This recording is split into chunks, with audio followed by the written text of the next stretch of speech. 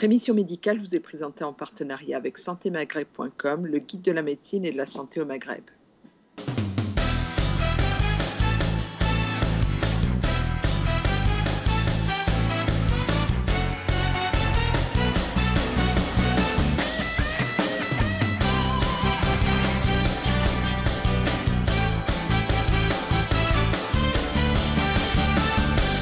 Est-ce que dans les choses qu'on peut évoquer avec son gynécologue, on rappelle qu'on peut choisir homme ou femme, même si c'est... La plupart du temps, elles choisissent les femmes. Oui, ça n'a rien à voir avec... je pense que c'est normal.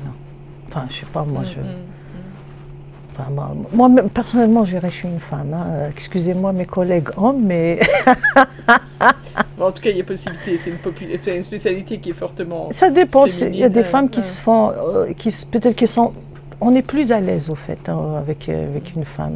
Je pense qu'on peut être beaucoup plus spontané. Avec un homme, je ne sais pas. Enfin, la plupart, les femmes qui vont chez un gynéco-homme, c'est parce qu'elles n'ont pas le choix. Oui. Hein, si on met un gynéco dans un même bâtiment, homme ou femme, quand il n'y a pas de place chez la femme, elles vont chez l'homme. Les maladies sexuellement transmissibles, on soigne l'homme et la femme. On rappelle que si l'homme n'est pas soigné, ça... Ah non, ça ne sert absolument à rien puisqu'il va la recontaminer après. Donc non, nous, on est assez vigilants sur ça. Oui. Normalement, une femme qui a une MST, une maladie sexuellement transmissible, on soigne le partenaire de...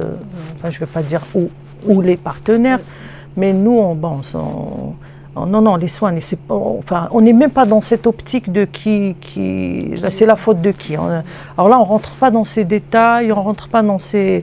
J'ai plein d'anecdotes sur ça. Hein, un homme qui est venu me dire comment vous avez dit à ma femme qu'elle a un herpès alors que moi, j'ai rien. J'ai dit, ouais, non. L'homme, alors le tissu masculin, enfin, au niveau de la verge et le tissu du vagin qui est un tissu différent, c'est une muqueuse, on peut avoir... La femme peut être symptomatique sans que l'homme ne le soit, parce que ce n'est pas les mêmes tissus. Par exemple, l'homme peut véhiculer la maladie sans qu'il présente de symptômes, par exemple. Parce que la femme, c'est des muqueuses, elle est beaucoup plus sensible. Donc, c'est pour ça que c'est la femme qui lance l'alerte. Par exemple, s'il y a une infection à chlamydier, c'est la femme qui consulte, parce que c'est elle qui est gênée, ce n'est pas le monsieur. Mais quand on s'aperçoit que c'est une MST, on traite et la femme et l'homme. Le traitement, en général, c'est quoi? Généralement, on a facilité beaucoup. C'est généralement des traitements minutes, antibiotiques ou antiviraux, si c'est un herpès, etc. Il faut savoir que la contraception orale ne protège pas contre les MST. Il n'y a que le préservatif qui protège contre les MST. Voilà. La contraception ne vous protège que contre une grossesse.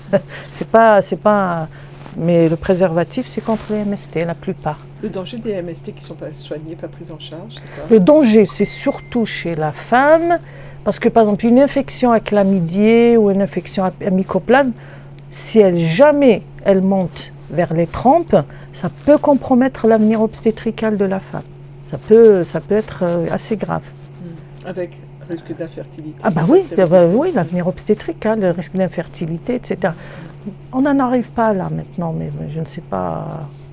Ici, on est très vigilant quand même sur ça. Ouais.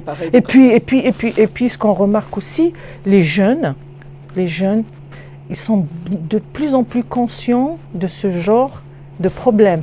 Au niveau de l'éducation nationale, on leur fait des topos assez comment dirais-je, assez explicites. Hein. Et donc moi, je pense que les générations de maintenant, les jeunes, sont beaucoup plus conscients que ceux des années 80, 90. Hein. Parce qu'on avait évoqué récemment le fait que le préservatif n'était plus systématiquement utilisé. Oui, exactement. Non, mais là, maintenant, les jeunes, ils sont beaucoup plus conscients qu'ils ont... Ah oui, hein, je reçois des jeunes de 23 ans, 24 ans qui me disent, je suis avec le même homme depuis 2 ans, 3 ans, on a décidé de ne plus mettre des préservatifs, mais je veux faire les tests avant. Donc c'est bien, moi je trouve que c'est bien. Ils sont assez conscients. Tu évoquais donc l'âge. En général, on consulte le gynéco quand on démarre une activité sexuelle. On ne va pas débattre sur l'âge. Non, on ne va pas débattre sur l'âge, oui, bien sûr. En France, en moyenne, la plupart des filles elles ont leur premier rapport à partir de 17-19 ans. Enfin, ailleurs, je ne sais pas. Quand on n'est pas majeur, aller voir le gynécologue nécessite la présence d'un des parents. Non, du tout. Alors là, du tout. Même pour les IVG, les mineurs ont le droit de recourir à une IVG sans le consentement des parents. Ça règle pas mal de situations. La prise de pilules non plus. Voilà. Donc, juste que j'ai constaté dans certaines familles, il y a quand même une transparence.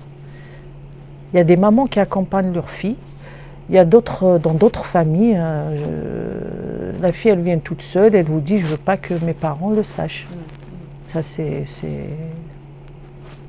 Bon, on ne va pas entrer dans ces débats-là parce qu'on ne va pas s'en sortir. Mais en tout cas, ça permet de cadrer... Les jeunes filles, elles peuvent aller chercher même leurs pilules en PMI sans payer, sans rien du tout. Enfin, tout est politique de ce qu'on veut dans la nation maintenant. Vaut mieux une pilule que des enfants abandonnés, par exemple.